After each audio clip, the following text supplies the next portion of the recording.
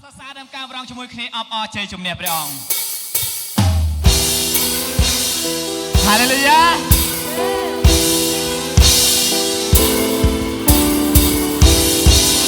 យើងនឹងអបអរជ័យជំនះព្រះអង្គជាមួយនឹងគ្នាអាមែន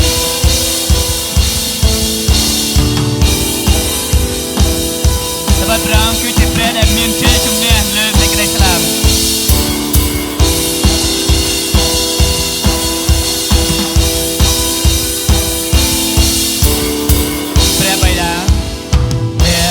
แสนស្រឡាញ់មនុស្សនៅក្នុងលោកកាទ្រង់បានចាត់ព្រះបន្ត្រាមកសងគ្រប់ផែនដីហាឡេលូយ៉ាព្រះអង្គសែនស្រឡាញ់ព្រះគ្រីស្ទលះបង់ព្រះជូនឲ្យយើងចាំផ្ដើមជាតិថ្មីរស់នៅក្នុងព្រះហឫទ័យស្រឡាញ់នៃព្រះបិតាព្រះណាទូលជួយយើងព្រះគ្រីស្ទព្រះណាដែលរស់ឡើងវិញព្រះគ្រីស្ទព្រះណាទូលជួយយើងព្រះគ្រីស្ទព្រះគ្រីស្ទរស់ឡើងវិញយើងអបអ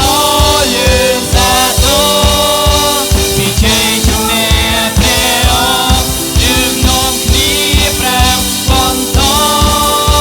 ថាភ្នូរលែងមានសងទ្រង់យើងអបអរយើងសាទរពីជ័យជំនះព្រះអង្គយើងនាំគ្នាស្រែកបន្តថាភ្នូរលែងមានសងទ្រង់ហាឡេលូយ៉ាភ្នូរលែងមានសពព្រះអង្គអាមែន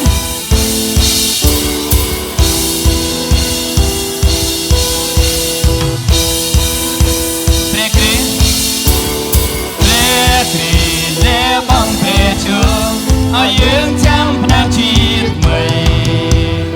រស់នៅក្នុងព្រះហឫទ័យ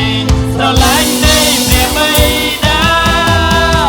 ព្រះណាទូលជួយយើងព្រះគ្រីស្ទព្រះណាដែលរស់ឡើងវិញព្រះគ្រីស្ទព្រះណាទូលជួយយើងព្រះគ្រីស្ទព្រះគ្រីស្ទរស់ឡើងវិញ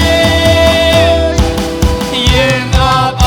រយើងសាទរពីជ័យជំនះព្រះអង្គយើងនាំគ្នាស្រែកបន្តថាភ្នូរលែងមានសងទ្រង់យើងអបអរយើងសាទរពីជ័យជំនះព្រះអង្គយើងនាំគ្នាស្រែកបន្តថាភ្នូរលែងមានសងទ្រង់ហាឡេលូយ៉ាយើងស្រែកបន្តថាភ្នូរលែងមានសពព្រះអង្គអាមែន